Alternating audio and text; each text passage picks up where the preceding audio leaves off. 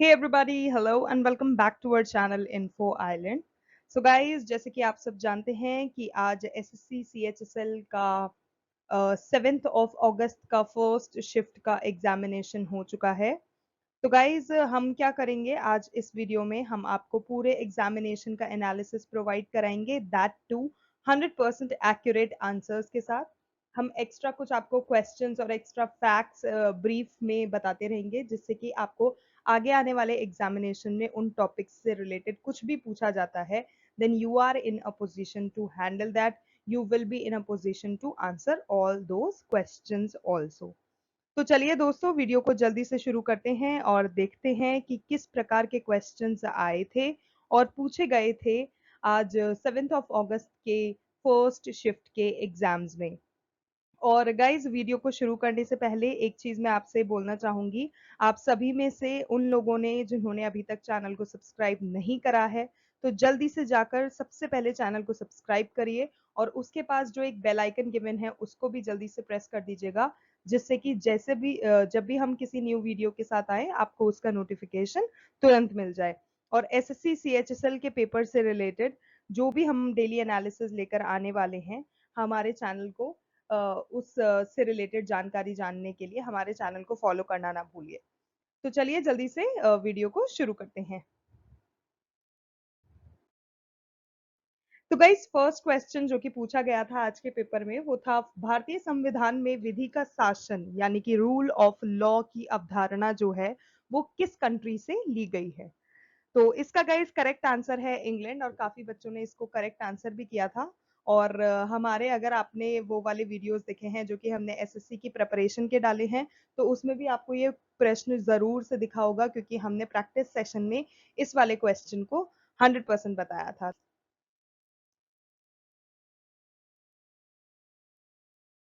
तो गाइज, अब हम यहाँ पर आपको जो लिस्ट प्रोवाइड करा रहे हैं उसमें हम आपको बताएंगे जो भारतीय संविधान है यानी कि हमारा जो इंडियन कॉन्स्टिट्यूशन में है, उसमें काफी कंट्रीज से उधार ली गई कुछ ऐसी विशेषता हैं, जो कि जैसे कुछ हमने ब्रिटेन से लिया है, आयरलैंड से लिया है, यूएसए से लिया है। तो वहां से जो हमने उधार ली गई विशेषताएं अपने संविधान में डाली हैं, उससे रिलेटेड चीजें अब हम आपको यहाँ पर बताने वाले हैं, जो कि आपको एग्जाम्स पॉइंट ऑफ व्यू से काफी इंपॉर्टेंट है। तो इन सभी को आप अच्छे से याद कर लीजिएगा। तो गाइस, पहला हम बात करें 1935 का जो भारत सरकार का अधिनियम रहा है, उसकी विशेषताएं कुछ इस प्रकार हैं, जिसमें पहला आ गया आपका संघीय योजना, दूसरा है राज्यपाल का कार्यकाल, तीसरा है न्याय तंत्र, चौथा है लोक सेवा आयोग, और पांचवा है आपका आपातकालीन प्रावधान जो भी इसमें दिया गया है, और अंत में आपका आता है प्रशासनिक विवरण। उसके बाद बात करते हैं कुछ ऐसी विशेषताएं जो कि ब्रिटेन से ली गई हैं हमारे भारतीय कॉन्स्टिट्यूशन में। तो उसमें संसदीय सरकार हुआ, कानून का शासन हुआ, विधायी प्रक्रिया हुआ, एकल नागरिकता हुआ, कैबिनेट प्रणाली हुआ, या फिर विशेषाधिकार रिट हुआ, संसदीय विशेषाधिकार हुआ, या फिर द्विसदन हुआ। तो ये कुछ ऐसी विशेषताएं जो कि हमारे कॉन्स्टिट्यूशन में ब्रिटेन से ली गई हैं। बात करते हैं आयरलैंड की। तो आयरलैंड से राज्य के नीति निर्देशक सिद्धांत लिए गए हैं, और राज्यसभा के लिए सदस्यों का नामांकन जो है वो भी आयरलैंड से लिया गया है, और राष्ट्रपति के चुनाव की जो विधि होती है, वो कंप्लीट जो प्रोसेस होता है वो भी आयरलैंड से लिया गया है। तो ये आपको अच्छे से याद कर लेना है। तो गाइज, अगला हम बात करते हैं संयुक्त राज्य अमेरिका से क्या विशेषताएं ली गई हैं। तो उसमें पहला है आपका राष्ट्रपति का महाभियोग, फिर है अध्यक्ष और उपाध्यक्ष के कार्य, सर्वोच्च न्यायालय और उच्च न्यायालय के न्यायाधीशों को हटाना। तो उसका प्रोसेस क्या रहता है वो पूरा इसमें अमेरिका से लिया गया है।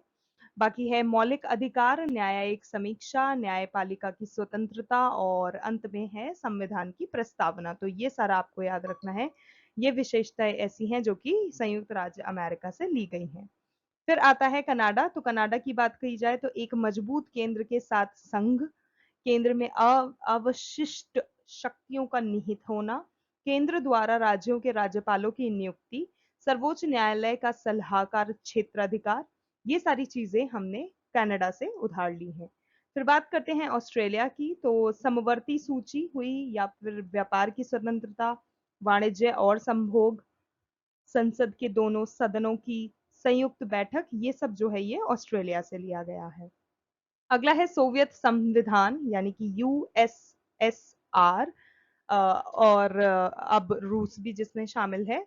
तो उसमें है आपका मौलिक कर्तव्य और प्रस्तावना में न्याय का आदर्श, चाहे वो सामाजिक हो, आर्थिक हो या राजनैतिक हो। तो ये सब जो है ये इस सोवियत संविधान से लिया गया है।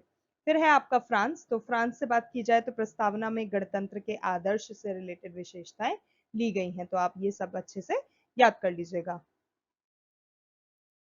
आगे बात की जाए फ्रांस, तो फ्रांस में हमने जैसा आपको बताया, प्रस्तावना में गणतंत्र के आदर्श, प्रस्तावना में स्वतंत्रता के आदर्श, प्रस्तावना में समानता के आदर्श और प्रस्तावना में बंधुत्व के आदर्श, ये फ्रांस से लिए गए हैं। फिर आता है जर्मनी का विमर संविधान। तो इसमें आपका आपातकाल के दौरान मौलिक अधिकारों का निलंबन आता है। फिर है दक्षिण अफ्रीकी संविधान। संविधान में संशोधन की प्रक्रिया और राज्यसभा के सदस्यों का चुनाव, ये इसमें आता है। अगला है जापान। कानून द्वारा स्थापित प्रक्रिया की अवधारणा जापान से ली गई है। तो गाइज ये सारे पॉइंट भी इंपॉर्टेंट है, आपको याद करने हैं। तो गाइज यहाँ पर भी हमने बताया है, थोड़ा सा मतलब उसको क्रिस्प उसमें डाल के कि कौन कौन से देश हैं और उनसे कौन कौन सी विशेषताएं ली गई हैं। तो जिन लोगों को इस तरह से फिजिबल लगता है वो इस लिस्ट के हिसाब से देख सकते हैं और चल सकते हैं और याद कर सकते हैं। तो वही आयरलैंड से राज्य की नीति निर्देशक सिद्धांत, डीपीएसपी जिसे कहा जाता है, और राज्यसभा के लिए सदस्यों के चयन की प्रक्रिया। जर्मनी का विमर संविधान, जिससे राष्ट्रपति की शक्तियों का प्रावधान लिया गया है। फिर है कनाडा, एक मजबूत देश के प्रावधान नाम, भारत संघ अवशिष्ट शक्तियों को निहित होना। और गाइज यहाँ पर हमने एक इंग्लिश लिस्ट प्रोवाइड भी कराई है, जिससे कि जो इंग्लिश के साथ कंफर्टेबल हैं उनके लिए आप इसको देख सकते हैं। तो इंग्लिश के लिए जो हमारे स्टूडेंट्स कंफर्टेबल हैं वो इंग्लिश की लिस्ट देख सकते हैं, और जो हिंदी के से कंफर्ट हैं वो हिंदी की लिस्ट देख सकते हैं। तो यहाँ पर मैं रीड आउट कर देती हूँ in order to make it a bit easier. तो ब्रिटिश की बात की जाए तो ब्रिटिश से जो लिया गया है, parliamentary form of government, constitutional head of the state, lower house more powerful than the upper house of parliament, accountability of the council of ministers toward parliament, and prevalence of the rule of the law. These are the features that have been borrowed from Britain in India's constitution. Next, if we talk about US, we have the preamble, fundamental rights, function of the vice president, amendments of the constitution, nature and roles of the Supreme Court, and at last it's the independence of the judicial system. तो guys ये जो अभी हम topic discuss कर रहे हैं, it's a very important topic with the perspective of the examination, क्योंकि ये क्वेश्चन जैसे कि हमने देखा आज पूछा जा चुका है, तो आगे भी आ सकता है, तो आप अच्छे से याद कर लीजिएगा। ऑस्ट्रेलिया की अगर हम बात करें तो concurrent powers, process of clearing deadlocks over concurrent subjects among the centre and the states. Ireland से बात की जाए तो DPSP, directive principles of state policy, process of selection of members to the Rajya Sabha. Weimar constitution of Germany की बात की जाए तो it's the power of the president that have been taken over. Okay, next we talk about the Canada. So provisions of a strong country, the name, Union of India, vesting of residuary powers. Next and the last is South Africa and the procedure of implementing amendments with the two-thirds majority in parliaments and selection of the members of the Rajya Sabha on the basis of proportional representation by the state legislature. तो guys ये कुछ ऐसी विशेषताएं थी जिसे हम features भी बोलते हैं, that have been taken from the other countries to our Indian constitution. अगला गाइस जो क्वेश्चन पूछा गया था वो था भारतीय संविधान में नीति निर्देशक तत्व यानी कि डीपीएसपी किस देश के संविधान से लिया गया है। तो जैसे कि गाइस अभी हमने आपको प्रीवियसली बताया, so it has been taken up from Ireland. तो यहाँ पर आयरलैंड इसका करेक्ट आंसर है। संविधान के भाग 4 में राजनीति के निर्देशक सिद्धांतों का उल्लेख अनुच्छेद 36 से लेके 51 तक आपको मिल जाएगा। तो भाग 4 और अनुच्छेद 36 से 51 आपको याद करना है। अगला जो सवाल पूछा गया था वो था टोक्यो ओलंपिक का। तो गाइज एक चीज मैं आपको बताना चाहूंगी कि टोक्यो ओलंपिक 2020 के कुछ ऐसे प्रश्न हैं जो कि ऑलमोस्ट हर शिफ्ट में पूछे जा रहे हैं, हर एग्जाम में पूछे जा रहे हैं। तो आपको टोक्यो ओलंपिक 2020 के बारे में तो अच्छे से एक एक चीज पता होनी चाहिए, क्योंकि ये काफी रिपीटेटिव क्वेश्चन हो चुका है, रिपीटेटिव टॉपिक हो चुका है ऑलमोस्ट हर कॉम्पिटेटिव एग्जाम के लिए। Okay, so coming back to the question, Tokyo Olympic 2020 में भारत की तरफ से रजत पदक जीतने वाला कौन सा खिलाड़ी था? तो टोक्यो ओलंपिक 2020 जो था गाइस, उसमें भारत ने टोटल 7 मेडल्स जीते थे, जिसमें एक गोल्ड था, 2 सिल्वर थे और 4 ब्रॉन्ज मेडल थे। जिसमें हम अगर उसको श्रेणी वाइज डिवाइड करते हैं, यानी कि स्वर्ण कितने थे, सिल्वर कितने थे और ब्रॉन्ज कितने थे, तो जो स्वर्ण पदक थे उसको जीतने वाला इंसान जो था, उसका जो खिलाड़ी था, उसका नाम है नीरज चोपड़ा, जिन्होंने भाला फेंक, जिसे हम जैवलिन थ्रो भी बोलते हैं, उसमें ये स्वर्ण पदक जीता था। और उन्होंने कितना अचीव किया था? ही अचीव्ड 87.58 मीटर का जो स्कोर था, that is what he achieved, और उसमें उन्होंने स्वर्ण पदक जीता था। नीरज के इस जीत से भारत को 121 साल के इतिहास में पहली बार ट्रैक एंड फील्ड में स्वर्ण पदक मिला है। तो ट्रैक एंड फील्ड भी आपको यहाँ पर पता होना चाहिए। Next we talk about the रजत पदक यानी कि सिल्वर मेडल्स। तो महिलाओं की 49 किलोग्राम भारोत्तोलन यानी कि गाइस 49 केजी का जो वेट लिफ्टिंग होता है, उसमें मीराबाई चानू जी ने सिल्वर मेडल जीता था। और पुरुषों की जो फ्री स्टाइल होती है, उसमें 57 केजी कुश्ती में रवि दहिया थे, जिन्होंने सिल्वर मेडल जीता था। अगला अगर हम बात करें कांस्य पदक की, तो कांस्य पदक की अगर बात की जाए, तो महिला वेल्टरवेट मुक्केबाजी जो होती है, उसमें लवलीन बोर गोहेन ने पदक जीता था। और महिला एकल बैडमिंटन की बात करें, तो उसमें पीवी सिंधु ने जीता था। और पुरुषों की जो 65 किलोग्राम फ्री स्टाइल कुश्ती होती है, उसके विजेता थे बजरंग पूनिया। तो इस हिसाब से टोटल 7 मेडल्स हमने यानी कि इंडिया ने जीते थे टोक्यो ओलंपिक्स 2020 में। तो गाइज ये एक एक नाम आपको याद रखना है ऑफ दीज विनर्स। पुरुष हॉकी की बात की जाए, तो भारत पुरुष हॉकी टीम ने कांस्य पदक जीते थे। तो जो हमारी इंडियन हॉकी टीम थी, उसने कांस्य पदक जीता था। तो इस तरह से 7 मेडल हो गए, एक गोल्ड हो गया, 2 सिल्वर हो गए और 4 ब्रॉन्ज मेडल हो गए। और बात की जाए, अगर आपसे क्वेश्चन पूछा जाता है कि संयुक्त राज्य अमेरिका ने कुल कितने पदक जीते हैं, तो संयुक्त राज्य अमेरिका ने कुल 113 पदक जीते थे, जिसमें 39 यानी कि 39 स्वर्ण थे, 41 रजत थे और 35 कांस्य पदक थे। और अगर आपसे पूछा जाता है कि टोक्यो ओलंपिक 2020 का शुभंकर कौन था, तो उसमें आपको नाम पता होना चाहिए, मेराई तोबा जी ने शुभारंभ किया था। अगला अगर आपसे पूछा जा रहा है आदर्श वाक्य का, कि आदर्श वाक्य क्या था, तो उसमें आपको आंसर करना है यूनाइटेड बाय इमोशन। ओलंपिक के लोगों में विभिन्न रंग के 5 छल्ले हैं। तो ओलंपिक का लोगो जो है, as an the logo of Olympic, as you all are aware already, तो उसमें जो 5 रिंग्स हैं, वो 5 रिंग्स एक्चुअल में क्या डिपिक्ट करती है, ये भी आपको पता होना चाहिए, क्योंकि ये भी एक इम्पॉर्टेंट टॉपिक है। तो वो जो 5 रिंग्स होती है ना, वो हर एक महाद्वीप का प्रतिनिधित्व करती है, जिसमें कि जो नीला होता है वो यूरोप का करता है, काला होता है वो अफ्रीका का करता है, लाल आपका अमेरिका का करता है, पीला एशिया को डिपिक्ट करता है और हरा कलर जो होता है वो ऑस्ट्रेलिया को डिपिक्ट करता है। तो गाइज ये भी आपको याद करना है। अगला जो प्रश्न आपसे पूछा गया था, वो था कॉपर का सही इलेक्ट्रॉनिक विन्यास क्या होता है। तो जो कॉपर विन्यास बोले तो एटॉमिक नंबर, तो जो एटॉमिक नंबर होता है कॉपर का यानी कि Cu, वो आपका 29 होता है। और फॉर्मूले की बात कर ली जाए, तो Cu1s स्क्वायर, अगर आपसे कॉपर का जो 1s स्क्वायर पूछा जाता है, 2s स्क्वायर P6 पूछा जाता है, 3s स्क्वायर 3P6, 3D10 और 4s1, ये सब आपके कॉपर से रिलेटेड है। अगला सवाल जो पूछा गया था, वो है हिंदू शाही साम्राज्य की राजधानी कहाँ थी। तो 822 ईस्वी की अगर बात करें, 822 ईस्वी के अनुरूप समझा जाता है, ऐसा माना जाता है कि इसकी जो शुरुआत हुई थी, वो कल्लार ने अपने राज्यभिषेक के टाइम पर की थी। और हिंदू शाही जो कि जिसका अगर हम पूरा टाइम पीरियड की बात करें, तो it is beginning from the 879 to 1026। Afghanistan के अंतिम हिंदू राजवंशों में से एक था और राजवंश ने लगभग 150 वर्षों तक भारत को इस्लामिक हमलों से सुरक्षित रखा था। इस वंश का अंतिम प्रतापी जो था, वो शासक जयपाल था। तो आपको ये नाम अच्छे से याद होना चाहिए, जिसने गजनी पर आक्रमण किया था।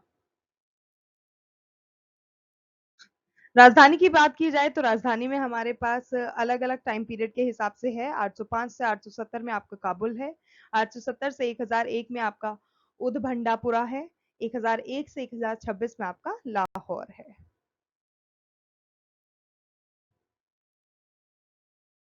अगला प्रश्न जो कि पूछा गया था वो था वर्ष 2003 में किस पंडवानी संगीतकार को पद्म भूषण से सम्मानित किया गया था। तो इसका करेक्ट आंसर है तीजन बाई पंडवानी। छत्तीसगढ़ की एक पारंपरिक प्रदर्शन कला होती है और तीजन बाई को पद्म भूषण से सम्मानित किया गया था 2003 में। इसके अलावा अगर हम आपको उनके बाकी पुरस्कार के बारे में भी बताएं तो उनको संगीत नाटक अकादमी के द्वारा 2019 में पद्म विभूषण, 2003 में पद्म भूषण जैसे कि अभी हमने आपको बताया, और 1988 में पद्मश्री पुरस्कार से भी उनको सम्मानित किया गया था।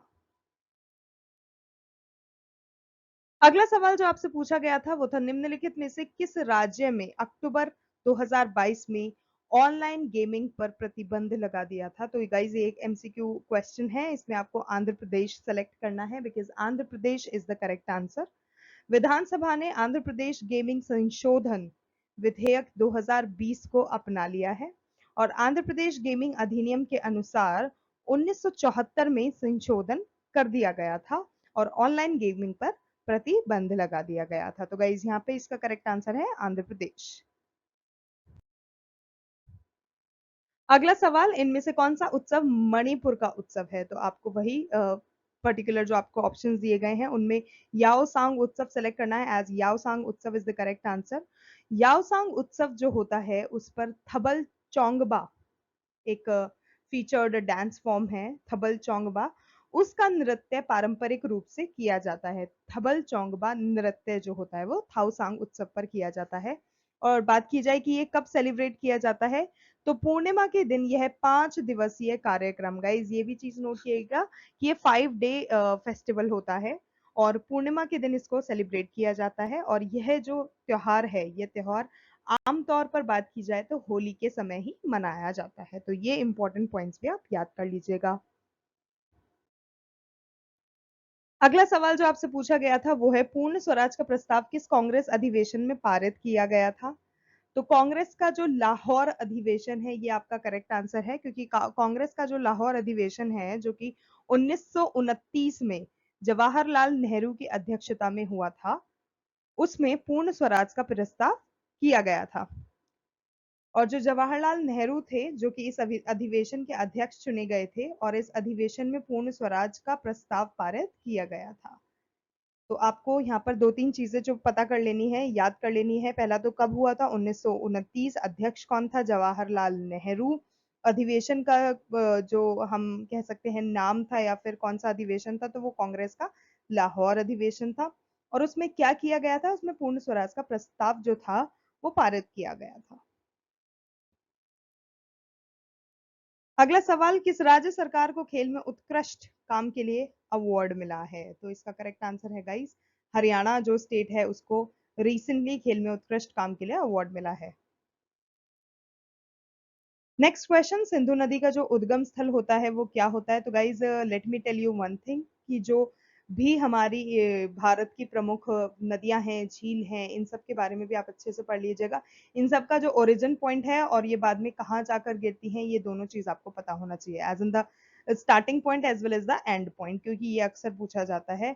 And to add you know something to your preparation, अगर आप चाहें तो हमारे चैनल पर भारत के प्रमुख नदियों से रिलेटेड, झीलों से रिलेटेड, मरुस्थल, पठार, इनसे रिलेटेड भी वीडियोस हमने अपलोड कर रखे हैं जिससे कि आपको आपकी प्रिपरेशन में हेल्प मिले।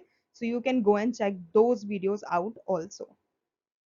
सो coming back to the question, जो इंडस रिवर सिस्टम है उसका ओरिजिन कहाँ से होता है। तो गाइज इसका करेक्ट आंसर है तिब्बत में मानसरोवर झील से, क्योंकि वहां से उसका ओरिजिन होता है। और सिंधु नदी को तिब्बत में अगर तिब्बती लैंग्वेज में बोला जाए तो उसमें शेरमुख या सिंधी बादन और सिंधी खमबा के नाम से जाना जाता है। तो सिंधु नदी जो होती है इसका दूसरा नाम इंडस भी था और इस नदी के किनारे विकसित सभ्यता इंडस वैली सिविलाइजेशन के नाम से जानी जाती थी और आज भी जानी जाती है। सिंधु नदी का इंडस नाम भारत आए विदेशियों ने रखा था, जो भी हमारे फॉरेनर्स इंडिया विजिट किए थे उस टाइम पर, उन्होंने इसका नाम रखा था। और सिंधु सभ्यता के कारण भारत का जो पुराना नाम था वो सिंधु भी हो गया था, जिसे यूनानी में इंडो या फिर इंडस के नाम से जाना जाता है। इस नदी को प्राचीन भारतीय संस्कृत में सिंधु के रूप में और फारस के लोग हिंदू के रूप में जानते हैं। तो प्राचीन भारतीय संस्कृत के उसमें देखा जाए तो सिंधु के नाम से जाना जाता है, और फारस के लोग जो हैं वो इसको हिंदू के रूप में जानते हैं, जिसे दोनों सीमावर्ती नदी मानते थे। सिंधु नदी को संस्कृत में क्या कहते हैं, ये भी अक्सर पूछ लिया जाता है। तो गाइस, जो सिंधु होता है, हिंदी में सिंधु होता है, इस नदी का संस्कृत नाम है, जो कि तिब्बत, भारत और पाकिस्तान की एक प्रमुख नदी है। तो गाइस, ये आपको पता होना चाहिए कौन सी ऐसी 3 कंट्रीज हैं जो कि सिंधु नदी से रिलेटेड है। तो वो तिब्बत को क्रॉस करती है, भारत को क्रॉस करती है और पाकिस्तान को क्रॉस करती है। किस ग्लेशियर से सिंधु नदी निकलती है? तो अब अगर बात की जाए कि कहाँ से निकलती है, तो जो इंडस है को सिंधु के रूप में भी जाना जाता है, और यह जो तिब्बत में कैलाश पर्वत श्रृंखला से बोखार चू नामक ग्लेशियर, तो यहाँ पर आपका करेक्ट आंसर क्या है? बोखार चू ग्लेशियर, जिसकी हाइट अगर हम बताएं तो वो है आपकी 4164 मीटर के पास तिब्बती क्षेत्र में से निकलती है, जिसकी लंबाई, sorry not the height. Sindhu नदी दमचौक नामक स्थान से भारत में प्रवेश करती है। तो गाइज, अगर आपसे पूछा जाता है कि भारत में जो प्रवेश करती है उस स्थान का नाम, तो आपको पता होना चाहिए वो दमचौक कहलाता है। फिर सिंधु नदी चिल्लास नामक स्थान से भारत से निकलते हुए पाकिस्तान में प्रवेश करती है। तो भारत से निकल के पाकिस्तान में जाने का जो नामक स्थान है वो है चिल्लास। और सिंधु नदी की सहायक नदियां अगर आपसे पूछी जाती हैं तो वो कुछ इस प्रकार हैं, जिनमें पहला हो गया सतलुज, दूसरा है व्यास नदी, तीसरा है रावी नदी, चौथा है चिनाब नदी और अंत में आपका झेलम नदी। और इससे रिलेटेड अगर आपको डिस्क्रिप्टेड फॉर्म में वीडियो चाहिए तो आप अलग से हमारे चैनल पे उसको देख सकते हैं। बात की जाए अगले प्रश्न की, तो गाइज अगला क्वेश्चन था, हिमानी द्वारा निर्मित अंडाकार आकृति को क्या कहते हैं? तो इसका करेक्ट आंसर है ड्रमलिन। अगला क्वेश्चन जो पूछा गया था वो है, what is the formula of gross primary deficit, यानी कि सकल प्राथमिक घाटा जो होता है उसका सही माप क्या होता है? तो गाइज, उससे पहले मैं आपको बताना चाहूंगी कि ग्रॉस प्राइमरी डेफिसिट एक्चुअल में होता क्या है। तो gross primary deficit refers to the difference between the current years of fiscal deficit and interest payments made on the previous year's borrowings. In other words, it represents the fiscal deficit of the government excluding the interest payment. और अगर आपको आसान शब्दों में मैं आपको समझाऊं तो सकल प्राथमिक घाटा जो होता है वो चालू वर्ष के राजकोषीय घाटे और पिछले वर्ष के उधार पर किए गए ब्याज भुगतान के बीच के अंतर को संदर्भित करता है। तो गाइज, यहाँ पे 2 चीज है महत्वपूर्ण जो आपको याद रखनी है और कंफ्यूज बिल्कुल नहीं होना है। जो राजकोषीय घाटा आप देखेंगे वो आपको करंट ईयर का देखना है, और जो आप ब्याज दर देखेंगे वो आपको प्रीवियस ईयर की देखनी है, और उससे निकाल के उसको डिडक्ट करके जो निकलेगा वो आपका सकल प्राथमिक घाटा बन जाएगा। अगर आपसे पूछा जाता है कि घाटे कितने प्रकार के होते हैं, तो गाइस घाटे 3 प्रकार के होते हैं, जिसमें पहला हो गया राजस्व घाटा, दूसरा हो गया राजकोषीय घाटा और तीसरा हो गया प्राथमिक घाटा। ग्रॉस प्राइमरी डेफिसिट का जो फॉर्मूला, जैसे कि मैंने अभी आपको बताया, ग्रॉस फिस्कल डेफिसिट, उसमें से आप नेट इंटरेस्ट लाइबिलिटीज माइनस कर दीजिए, यानी कि सकल राजकोषीय घाटे में से ब्याज भुगतान माइनस कर दीजिए, आपका सकल प्राथमिक घाटा आ जाएगा। और अगर आपसे शुद्ध प्राथमिक घाटा पूछा जाता है तो शुद्ध राजकोषीय घाटे में से शुद्ध ब्याज भुगतान माइनस कर दीजिए, आपका शुद्ध प्राथमिक घाटा आ जाएगा। तो guys, that's it for today's video. ये थे हमारे सारे वो इंपॉर्टेंट क्वेश्चंस जो कि पूछे गए थे 7 अगस्त की फर्स्ट शिफ्ट के क्वेश्चन पेपर में। अगर आप लोगों को भी यही क्वेश्चंस पूछे गए थे तो कमेंट करके हमें जरूर बताइएगा। आपको वीडियो अगर इन्फॉर्मेटिव लगा, यूजफुल लगा, अगर आपको लगा कि इस तरह की डेली एनालिसिस हम डेली हमारे चैनल पर लेकर आए जब जब एग्जामिनेशन हो रहे हैं, then please let us know that by writing them down in the comment section. और thanks for your time. Video को देखने के लिए बहुत बहुत बहुत धन्यवाद, और इसी तरह से आपका सपोर्ट हम तक पहुंचाते रहिएगा। हमें सजेशंस, रिकमेंडेशंस या जो भी आप चीज़ बताना चाहते हैं, कोई पर्टिकुलर वीडियो जिस पे आप चाहते हैं हम कोई पर्टिकुलर टॉपिक जिस पे आप चाहते हैं हम वीडियो लेकर आएँ, तो वो भी मेंशन करना ना भूलें। बेझिझक हमें बताएँ and feel free to give all of your recommendations. So that's it. Thank you so much for watching, guys. Do not forget to like, share, save, and comment down below. And also subscribe to our channel Info Island. And also hit the bell icon जिससे कि आपको हमारे notifications मिलते रहें. That's it. All the best to all the candidates.